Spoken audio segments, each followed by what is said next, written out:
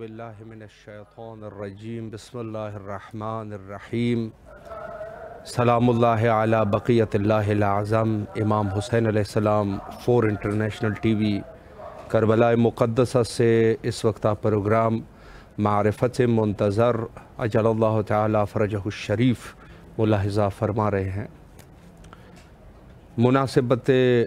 شہادت حضرت رسالت مآب صلی اللہ علیہ وآلہ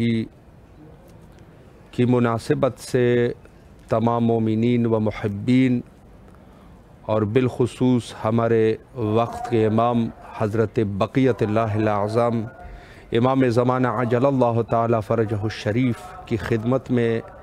تسلیت اور تعزیت عرض کرتے ہیں۔ یقیناً اگر تاریخ بشریت کو ملاحظہ کیا جائے تو بہت سارے ایسے دلخراش واقعات سامنے آتے ہیں کہ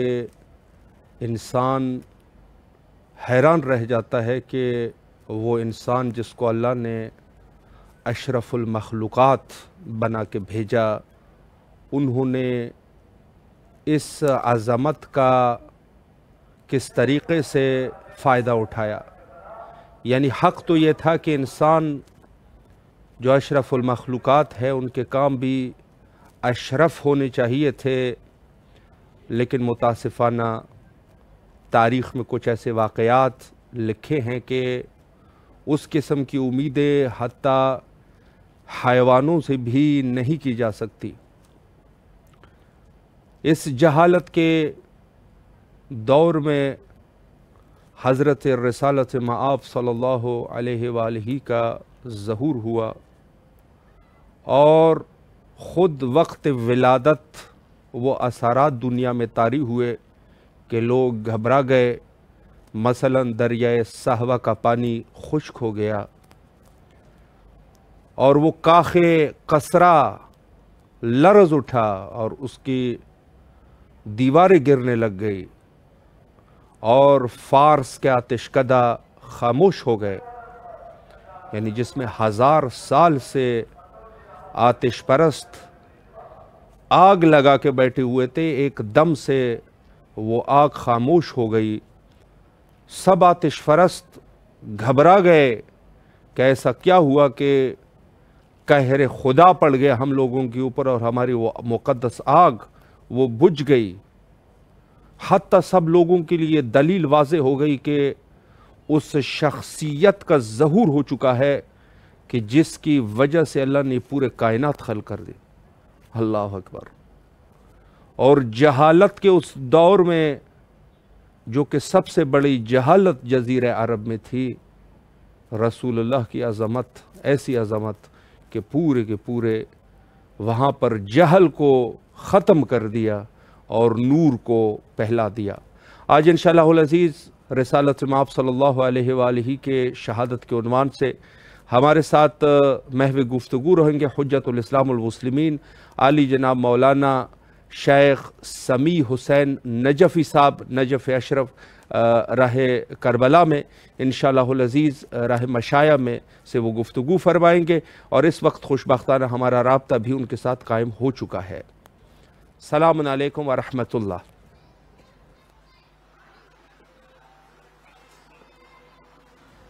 انشاءاللہ وہ تشریف لائیں گے، انشاءاللہ جب بھی تشریف لے آئے انشاءاللہ وہ ان کی بیانات سے انشاءاللہ استفادہ کریں گے، اور یہاں پر کہ ضروری اور مہم گفتگو یہی ہے کہ خود ہم باللہ العلی العظیم اعوذ باللہ من الشیطان اللعین الرجیم بسم اللہ الرحمن الرحیم اللہم صلی علی محمد وآل محمد وعجل فرجہم بسم اللہ الرحمن الرحیم قال اللہ تعالی وتبارک فی القرآن المجید یا ایہا المزمل قم اللیل الا قلیلا نصفہ او انقص منہ قلیلا۔ محترم و معزز ناظرین کرام، شہادت پیغمبر اسلام اور امام حسن مجتبی علیہ السلام کی مناسبت سے آپ کی خدمت میں حاضر ہوا ہوں۔ کچھ باتیں جو ان مناسبت سے آپ کی خدمت میں پیش کرنی ہے۔ گزارش ہے کہ چونکہ سب سے پہلے جیسا کہ آپ مشاہدہ بھی فرما رہے ہوں گے کہ میرے پیچھے لوگ جو مشی کر رہے ہیں، پیدل کر رہے ہیں، تو یہ پیدل چلتے ہوئے حضرت امیر المومنین علیہ الصلوۃ والسلام کی حرم تک کے جا رہے ہیں۔ عام طور سے ہم نے یہ سنا ہوگا کہ مشی یعنی جو زائرین پیدل چلتے ہیں یہ پیدل چل کے کربلا جاتے ہیں، لیکن جو چیز مشہور نہیں ہے، معروف نہیں ہے، وہ یہ کہ 28 سفر کے لیے بھی مشی ہوتی ہے، اس کے لیے بھی جو ہے وہ لوگ پیدل چل کے، پر یہ ہے کہ یہاں پر مسئلہ عکس ہوتا ہے، الٹا ہوتا ہے۔ 40 پہ چہلم میں لوگ مولا کائنات کے حرم سے لے کر کربلا تک، حرم امام حسین تک مشی کرتے ہیں، لیکن 28 سفر کو وہی مجمع اور وہاں سے کربلا سے لے کر حرم امیر المومنین علیہ السلام تک آتا ہے۔ تو یہ جو پیدل چلتے ہوئے لوگ آپ کو دکھ رہے ہیں، یہ سب کے سب زیارت کے لیے جا رہے ہیں، مولا کی بارگاہ میں پرسہ پیش کرنے کے لیے، شہادت پیغمبر اسلام اور امام حسن مصطفیٰ کی مناسبت سے۔ تو یہ ایک چھوٹی سی توضیح تھی، ہو سکتا ہے کسی ذہن میں ہو تو اس پر متوجہ کرنا مقصود تھا۔ محل کلام ذات پیغمبر اسلام حضرت محمد مصطفیٰ صلی اللہ علیہ وآلہ وسلم ہے۔ پیغمبر اسلام کی عظمت اور ان کی مرتبت کو ہم کیا بیان کر سکتے ہیں؟ روایتوں میں ملتا ہے، خود پیغمبر اسلام فرماتے ہیں، یا علی ما عرفنی الا اللہ وانت، اے علی میری معرفت مجھے کسی نے نہ پہچانا سوائے اللہ کے اور تمہارے۔ ظاہر ہے کہ جو ایسی ہستی کا مالک ہو کہ جسے اللہ اور حضرت علی کے علاوہ کوئی نہ جانتا ہو، ان کی عظمت، ان کی منزلت کو بیان کرنا ہم عام آدمی کے بس کا روگ نہیں ہے۔ ہم اور آپ چاہیں تو پیغمبر اسلام کی عظمت کو بیان نہیں کر سکتے۔ آپ دیکھیے گا، اگر احادیث کو اٹھا کر دیکھیں اور احادیث سے ہٹ کر اگر جب کبھی بھی کسی نے کسی بھی مرحلے میں پیغمبر اسلام کی ذات کے اوپر گفتگو کرنا چاہیے تو یقیناً اس کو مشکلات کا سامنا کرنا پڑا ہے، جیسا کہ جوش ملیح آبادی ہمارے اردو ادب کے بہترین اور نامور شاعر ہیں، ان کے حوالے سے ملتا ہے کہ ایک مرتبہ وہ پیغمبر اسلام کی نعت جو ہے وہ لکھنے کے لیے بیٹھے تو کافی دیر ہو گیا، کافی دیر گزر گئی اور وہ کچھ نہ لکھ سکے، تو آخر میں انہوں نے ایک مسدس بہت اچھا لکھا اس حوالے سے کہ انسان کس طریقے سے عظمت پیغمبر اسلام میں گفتگو کر سکتا ہے۔ وہ فرماتے ہیں کہ اندیشہ توصیف شہنشاہ امم ہے، یعنی میں نے جملہ عرض کیا کہ اے پیغمبر نے فرمایا، اے علی میری معرفت کسی نے حاصل نہیں کی سوائے اللہ کے اور امیر کائنات کے۔ تو ظاہر ہے کہ اگر ہم پیغمبر اسلام کی عظمت کو بیان کرنا چاہتے ہیں تو ہمارے لیے ضروری ہے کہ ہم توسل کریں ذات امیر المومنین سے، تب ہو سکتا ہے کہ ہم کچھ عظمت محمدی کو درک کر سکتے ہیں اور اسے بیان کر سکتے ہیں۔ میں آپ خدمت کروں تو جوش ملیح آبادی یہ بیان فرماتے ہیں کہ اندیشہ توصیف شہنشاہ امم ہے، زانو پر سر فکر ہے، سجدے میں قلم ہے، یہ راہ ہے باریک کے لغزش میں قدم ہے، اے دستے زبردست خدا وقت مدد ہے، بندے سے نہ کچھ لطف خدا داد سے ہوگا، یہ مرحلہ طے آپ کی امداد سے ہوگا۔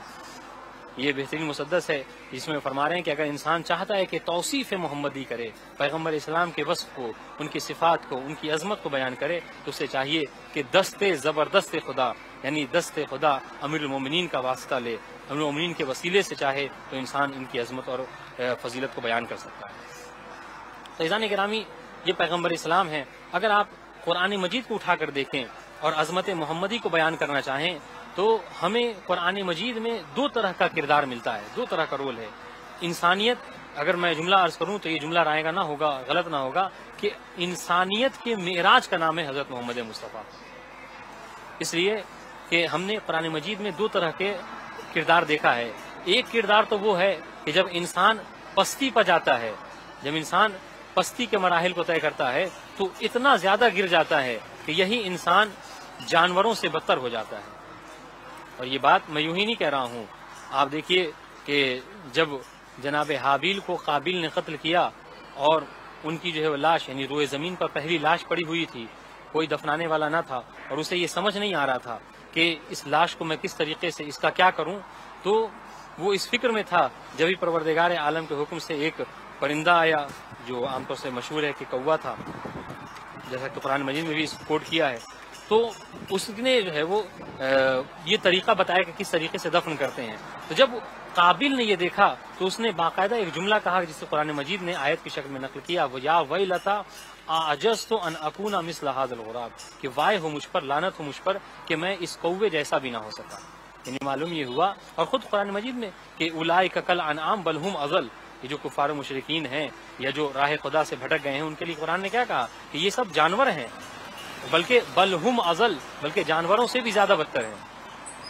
تو کہنے کا مقصد کیا ہے کہ ایک کردار, ایک رول یہ ہے کہ جب انسان پستی کے مراحل کو طے کرتا ہے تو جانوروں سے بدتر ہو جاتا ہے, لیکن یہی انسان جب بلندی کے مراحل کو طے کرتا ہے, جب اعلیٰ مراتب کو طے کرتا ہے تو قاب قوسین کی منزل پر پا لیتا ہے, قاب قوسین کی منزل پر پہنچ جاتا ہے, اور ایسے مرحلے پہ پہنچ جاتا ہے کہ جبریل جیسا مقرب فرشتہ یہ کہنے پر مجبور ہو جاتا ہے کہ لو دنو تو انملتن لحترقت اجنحتی, کہ اے پیغمبر اسلام اگر اس کے بعد میں ایک انگلی بھی اگر اپنے قدم کو آگے بڑھاتا ہوں تو میرے دونوں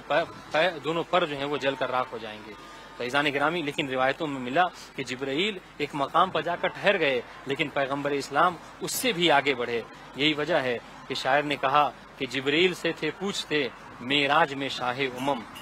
تم نے دیکھا ہے جہاں بتلاؤ تو کیسے ہیں ہم, کہنے لگا روح الامی اے مہجوی تیری قسم, آفاقہا گردید ام مہرے بتاں ورزید ام, بسیار خوبا دیدے ام لیکن تو چیزیں دیگری. یعنی جبرائیل جیسا فرشتہ یہ کہنے پر مجبور ہو گیا کہ پیغمبر میں نے اس سے پہلے بہت سارے نیک بندوں کو دیکھا ہے, انبیاء کو دیکھا ہے, لیکن اے پیغمبر ان انبیاء میں اور آپ میں بہت فرق ہے. فیضان کرام, یہ انسانیت کی معراج ہے. کیا؟ ذات مرسل اعظم, ذات پیغمبر اسلام. عزیزوں آپ دیکھیں پورے قرآن مجید میں ہم نے دیکھا کہ اللہ نے جگہ جگہ انبیاء کا جب ذکر کیا تو انبیاء کا نام لے کر ذکر کیا, یا موسیٰ, یا ابراہیم, یا نوح, یہ تمام انبیاء کے اسماء کو اللہ تعالیٰ نے ذکر کیا. لیکن یہ احترام ہے, یہ محبت ہے, یہ اہمیت ہے پیغمبر اسلام کی اللہ تعالیٰ کی نظر میں کہ کبھی پیغمبر اسلام کو نام لے کر نہیں پکارا, بلکہ کبھی طٰہٰ کہا, کبھی یاسین کہا, کبھی مدثر کہا, کبھی مزمل کہا. عزیزوں عظمت پیغمبر اسلام کو کون درک کر سکتا ہے؟ آپ ملاحظہ فرمائیے کہ جیسا کہ میں نے آیہ کریمہ بھی پڑھی جس میں پیغمبر اسلام فرماتا ہے, جس میں پروردگار عالم پیغمبر اسلام کو مخاطب کر کے فرما رہا ہے, یا ایھا المزمل قم اللیل الا قلیلا, اے میرے چادر لپیٹنے والے, چادر اوڑھنے والے پیغمبر, قم اللیل الا قلیلا, راتوں کو اٹھا کرو, راتوں کو جاگ کر عبادت کیا کرو, مگر کیا نہیں, ساری راتوں کو نہیں بلکہ الا قلیلا, راتوں کو ذرا کم عبادت کیا کرو, نصفہ او انقص منہ قلیلا, آدھی رات یا اس سے بھی کم عبادت کیا کرو. عزیزان گرامی, یہ کوئی عام مرتبہ نہیں ہے, یہ کوئی عام منزلت نہیں ہے. اگر آپ ملاحظہ فرمائیں تو یہی قرآن مجید ہے کہ جو ہم لوگوں کو حکم یہ دے رہا ہے, یا ایھا الذین آمنوا اذکروا اللہ ذکرا کثیرا, اے لوگوں زیادہ سے زیادہ اللہ تعالیٰ کا ذکر کیا کرو. آپ دیکھیں ایک طرف پیغمبر اسلام کو مخاطب کر کے پروردگار کیا کہہ رہا ہے کہ میرے نبی عبادت میں کمی کرو, دوسری طرف ہم مومنین کو پروردگار عالم یہ حکم دے رہا ہے, یا ایھا الذین آمنوا اذکروا اللہ ذکرا کثیرا, اللہ کا زیادہ سے زیادہ ذکر کیا کرو, وسبحوہ بکرۃ واصیلا, اور صبح و شام اللہ کے نام کی تسبیح کیا کرو. تو یہی تو میں کہتا ہوں کہ انسان عام مومنین میں اور پیغمبر اسلام میں جو سب سے بڑا فرق ہے وہ یہ ہے کہ تمام مومنین کو دعوت دی جا رہی ہے کہ زیادہ سے زیادہ عبادت کرو, اور ذات پیغمبر وہ ہے کہ جن کو یہ دعوت دی جا رہی ہے کہ کم سے کم عبادت کیا کرو. تو یہ ذات پیغمبر اسلام ہے, ذات مرسل اعظم ہے کہ جسے سوائے اللہ کے اور ذات امیر کائنات کے کوئی نہیں پہچانتا. آپ دیکھیے اگر روایات کو اٹھا کر دیکھا جائے تو روایتوں میں بہت ساری فضیلتیں اور عظمتیں بیان کی گئی ہیں. ملاحظہ فرمائیے, ایک عرب بادیہ نشین یعنی جو دیہاتوں میں رہنے والے ہوتے ہیں, وہ پہلے زمانے میں یہ ہوتا تھا کہ وہ مدینے سے قریب نہیں رہا کرتے تھے, دور رہا کرتے تھے, تو وہ آتے تھے اور پیغمبر اسلام سے سوالات کیا کرتے تھے. لیکن سوالات اس طریقے سے کیا کرتے تھے, اگر آپ بادیہ نشینوں کی تاریخ اٹھا کر دیکھیں تو اس طریقے سے سوال کیا کرتے تھے گویا کہ وہ بہت مختصراً چاہتے تھے کہ پیغمبر اسلام بہت مختصر وقت میں, چونکہ دور سے آئے ہوئے ہیں, مختصر وقت میں دین کا زیادہ سے زیادہ پارٹ, دین کا زیادہ سے زیادہ اجزاء, اس کی حصہ, اس کی تعلیمات ان کے حوالے کر دیں. چنانچہ روایتوں میں ملتا ہے کہ ایک پیغمبر اسلام کی خدمت میں ایک بادیہ نشین آیا اور آنے کے بعد عرض کرتا ہے کہ یا رسول اللہ ما ثمن الجنہ, اے اللہ کے نبی یہ فرمائیے کہ جنت کی کیا قیمت ہے. اب دیکھیے گا عظمت نبی، عظمت پیغمبر اسلام کیا ہے. اے اللہ کے پیغمبر فرمائیے ما ثمن الجنہ، جنت کی کیا قیمت ہے، ہم ایسا کیا کریں کہ پروردگار عالم ہمیں جنت میں داخل کر دے. آج دیکھیے عالم یہ ہے کہ ہم اور آپ سب یہ چاہتے ہیں کہ پروردگار ہم سب کو جنت میں داخل کرے، لیکن عزیزان گرامی ایسا ہم کیا عمل انجام دیں کہ پروردگار عالم ہمیں جنت میں داخل کر دے. تو وہ اس نے بہت مختصر سوال کیا، ما ثمن الجنہ، جنت کی کیا قیمت ہے. پیغمبر نے فرمایا قولوا لا الہ الا اللہ یقولها العبد مخلصا، کہ اگر انسان اخلاص کے ساتھ، خلوص کے ساتھ لا الہ الا اللہ کا اقرار کرتا ہے تو پروردگار عالم اسے جنت میں داخل کر دے گا. اب ظاہر ہے بادیہ نشین تھا، دیہات کا رہنے والا تھا اور علم سے دور تھا، تو اسے یہ چیز سمجھ میں نہیں آئی. لا الہ الا اللہ تو سمجھ میں آیا کہ لا الہ الا اللہ کہنا ہے، لیکن یہ کہ اخلاص کے ساتھ لا الہ الا اللہ کیسے کہنا ہے. تو اس نے پلٹ کر پیغمبر سے سوال کیا وما اخلاصھا، اے اللہ کے نبی آپ یہ جو ہمیں فرما رہے ہیں کہ اخلاص کے ساتھ، خلوص کے ساتھ لا الہ الا اللہ کہو، یا رسول اللہ یہ بھی فرما دیجئے کہ ہم خلوص کے ساتھ لا الہ الا اللہ کیسے کہیں. اچھا سوال تھا. پیغمبر اسلام نے پلٹ کر جواب میں یہ کہا کہ اگر انسان دو کام کو انجام دیتا ہے تو یقیناً وہ اخلاص کے ساتھ لا الہ الا اللہ کہتا ہے. کیا فرمایا؟ اس کے بعد نبی فرماتے ہیں العمل بما بعثت بہ، پہلی چیز تو یہ کہ جو چیزیں میں اللہ کی طرف سے لے کر آیا ہوں اس کے مطابق عمل کرو. وحبی وحب اہل بیتی، کہ مجھ سے محبت کرو اور میرے اہل بیت سے محبت کرو. اس نے جب یہ جملہ سنا تو اس کے ذہن میں ایک سوال تھا. اس نے پلٹ کر پوچھا یا رسول اللہ کہ کیا اہل بیت کی محبت بھی ثمن جنت ہو سکتی ہے، جنت کی قیمت ہو سکتی ہے؟ تو پیغمبر نے کہا بل اعظم حقھا، بل اعظم حقھا، بلکہ اہل بیت کی محبت تو جنت کی اعلیٰ ترین، عظیم ترین قیمت ہے. تو معلوم یہ ہوا کہ اگر انسان جنت میں جانا چاہتا ہے، اگر اپنے آپ کو جنتی کہلوانا چاہتا ہے، اپنے آپ کو جنتیوں میں شمار اپنا کروانا چاہتا ہے، تو اسے چاہیے کہ وہ پیغمبر حبی و حب اہل بیتی، پیغمبر فرمایا کہ میری محبت اپنے دل میں رکھے اور میرے اہل بیت کی محبت اپنے دل میں رکھے، تبھی انسان جنت کا حقدار ہو سکتا ہے. تو یہ ایک مسئلہ. اس کے علاوہ آپ دیکھیے عزیزان گرامی کہ خود پیغمبر اسلام ہیں، اصحاب کا مجمع ہے، اور اصحاب کے مجمع میں پیغمبر اسلام ایک مرتبہ ارشاد فرماتے ہیں، یعنی اپنی تخلیق کے حوالے سے کہ پروردگار عالم نے کس طریقے سے پیغمبر کو خلق کیا، اس نور کو پیدا کیا. تو فرماتے ہیں کہ کان اللہ ولم یکن معہ شیئا، کہ ایک زمانہ ایسا تھا، ایک دور ایسا تھا، ایک وقت ایسا تھا کہ اللہ تعالیٰ موجود تھا، ولم یکن معہ شیئا، لیکن اس کے ساتھ کوئی موجود نہیں تھا، بس ذات پروردگار عالم ہی تھی. اس کے بعد نبی فرماتے ہیں اول ما خلق اللہ نوری، سب سے پہلے اللہ نے جس نور کو پیدا کیا وہ میرا نور. عزیزان گرامی معلوم یہ ہوا کہ سب سے پہلے یعنی جو وجہ تخلیق کائنات ہے وہ ذات پیغمبر اسلام ہے. اب سنیے، اب آپ نے ایک بہت اہم نقطہ جس کو علامہ مجلسی نے بھی بحر الانوار میں اس کو کوٹ کیا ہے، نقل کیا ہے. آپ دیکھیے کہ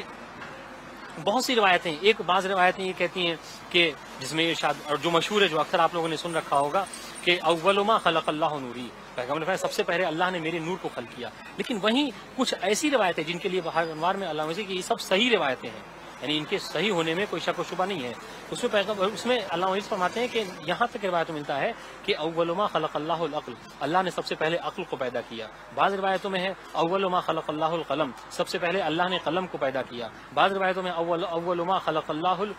لوح، سب سے پہلے اللہ نے لوح کو خلق کیا. تو اب ظاہر ایک بچہ بھی اس بات کو سمجھ سکتا ہے کہ اگر جب یہ کہا جا رہا ہے کہ سب سے پہلے نور کو خلق کیا، تو ظاہر ہے یہ عقل کا خلق کرنا، یہ قلم کا خلق کرنا، یہ لوح کا خلق کرنا یہ اس کے بعد ہوگا. لیکن حدیثوں میں یہ سب صحیح حدیثیں ہیں، حدیثوں میں یہ ملتا ہے کہ نہیں، سب سے پہلے لوح کو خلق کیا گیا. بعض روایتوں میں عقل کو پیدا کیا گیا، بعض روایتوں میں کہ خود نور محمدی کو سب سے پہلے خلق کیا گیا، بعض روایتوں میں عقل کو پیدا خلق کیا گیا. تو آخر کیا وجہ ہے؟ تو اس کو علامہ مجلسی نے بہت اچھے طریقے سے پیش کیا کہ در حقیقت اگر دیکھا جائے تو سب سے پہلے اللہ نے جس حقیقت کو پیدا کیا وہ حقیقت نور محمدی ہے. لیکن اسی کا بعض روایتوں میں چونکہ حقیقت جو نور محمدی ہے وہی عقل کل ہے، وہی لوح ہے، وہی قلم ہے. اسی وجہ سے علامہ اقبال نے اپنے شعر میں کہا تھا کہ لوح بھی تو قلم بھی تو تیرا وجود الکتاب، کہ تو لوح بھی ہے قلم بھی ہے. یعنی یہ ذات پیغمبر اسلام ہے کہ جو کبھی عقل کی شکل میں ہے، کبھی لوح ہے، کبھی عقل ہے، اور کبھی جو ہے وہ نور واحد ہے. یعنی ان کی صورتوں میں پیغمبر اسلام کی تخلیق کی گئی ہے۔ عزیزان گرامی، یہ ذات پیغمبر، اور چونکہ شہادت امام حسن مجتبیٰ بھی ہے، اس کے حوالے سے میں آپ کی خدمت میں عرض کروں، جو کہ ہمارے یہاں انڈیا اور پاکستان میں یہ روایت بہت زیادہ مشہور ہے، اس حوالے سے میں آپ کی خدمت میں عرض کروں کہ آپ دیکھیے جب نبی کی ولادت ہوئی تو اس وقت بھی اللہ نے یہ اہتمام رکھا کہ اسی تاریخ میں یعنی 17 ربیع الاول کو ہی چھٹے امام جعفر صادق علیہ السلام کی ولادت ہے، ٹھیک ہے۔ اور جب نبی اس دنیا سے جا رہے ہیں تو ایک روایت کی بنسبت کیا ہے کہ اسی تاریخ میں یعنی 28 صفر کو ہی امام حسن مجتبیٰ علیہ السلام کی بھی شہادت ہے۔ آخر کیا وجہ ہے کہ جب نبی اس دنیا میں آئے تو امامت کی ایک کڑی اس دنیا میں آ رہی ہے، جب نبی اس دنیا سے جا رہے ہیں تو اسی تاریخ میں پروردگار عالم نے امامت کی ایک کڑی کو بھی اس دنیا سے اٹھایا۔ شاید پروردگار عالم ہمیں یہ درس دینا چاہ رہا ہو کہ تم لاکھ امامت کو نبوت سے رسالت سے جدا کرو، مگر حقیقت یہ ہے کہ امامت کبھی نبوت سے جدا نہیں ہو سکتی۔ اگر نبوت اس دنیا میں آ رہی ہے تو میں امامت کو اس دنیا میں اسی تاریخ میں بھیج کے، اور نبوت اس دنیا سے جا رہی تو اسی تاریخ میں امامت کو اس دنیا سے اٹھا کے تمہیں یہ بتانا چاہ رہا ہوں کہ کبھی نبوت سے امامت جدا نہیں ہو سکتی۔ والسلام علیکم ورحمۃ اللہ وبرکاتہ۔ اس وقت دوبارہ آپ کے حاضر خدمت ہے اور آپ سماعت فرما رہے تھے حجت الاسلام عالی جناب مولانا شیخ سمیع حسین نجفی صاحب قبلہ راہ مشایع سے، چونکہ اہتمام ہو چکا ہے مشایع کا اور اہل عراق نے دیگر مومنین بھی شامل ہے اس مشایع میں، اور بہت ہی خوبصورت اقدام ہے کہ خود ایک طرف سے سفر کی انتہا ہے، یعنی ایام اعضاء کی تقریباً انتہا ہے، اور دوسری طرف حضرت سرور کائنات محمد مصطفیٰ صلی اللہ علیہ وآلہ کی یوم شہادت ہے۔ تو اس عنوان سے مشایع کا انتظام بھی ہو چکا، اور امام حسین علیہ السلام ٹی وی سے آپ اس مشایع کو دیکھ بھی رہے ہوں گے، دیگر جو بھی ہے پلیٹ فارم سے بھی آپ دیکھ رہے ہوں گے۔ بہت ہی خوبصورت نظام، اور اسی طریقے سے جیسے 40 کی مشایع ہوتی ہے تو خود اس دن کی بھی جو کہ بڑا مہم دن ہے، ایک طرف سے شہادت حضرت رسالت آپ صلی اللہ علیہ وآلہ ہے، اور دوسری طرف سے شہادت حضرت امام حسن مجتبیٰ علیہ السلام، اور پھر اس کے بعد ایک روایت کے مطابق شہادت آخر سفر شہادت حضرت امام رضا علیہ السلام۔ تو نہایت ہی مہم دن ہے، اور اللہ کی درگاہ میں آپ تمام مومنین کے لیے دعا گو ہے کہ انشاءاللہ العزیز اگلے سال آپ بھی 40 پر بھی آ سکے، اور انشاءاللہ ان دنوں سے بھی مستفید ہو سکے، چونکہ ایک ایک لمحہ جو کربلا میں انسان کا گزرتا ہے یقیناً اس کی بات ہی کچھ اور ہے، عظمت ہے۔ اور انشاءاللہ العزیز جہاں کہیں پر بھی ہے انسان، ہمیں اپنے وظیفے کا خیال رکھنا چاہیے، اور خود ان ایام کو دوسرے لوگوں تک منتقل کرنا چاہیے۔ دیکھیں، خدمت میں عرض کروں کہ مذہب شیعہ ہی بہتر طریقے سے اہل بیت علیہم السلام کے ایام کو لوگوں میں معرفی کرا سکتے ہیں۔ یہ ایک تلخ حقیقت ہے جو کہ کسی کے لیے تلخ ہو سکتی ہے۔ انشاءاللہ العزیز ہم سب اپنے مسئولیت اور اپنی ذمہ داریوں پر آگاہ ہے۔ انشاءاللہ العزیز تمام مومنین کے لیے بین الحرمین کربلا مقدسہ میں نائب و زیارہ اور دعا گو رہیں گے انشاءاللہ۔ حجت خدا کے ظہور کے لیے کثرت سے دعا کیا کیجیے۔ اللہم عجل لولیک الفرج۔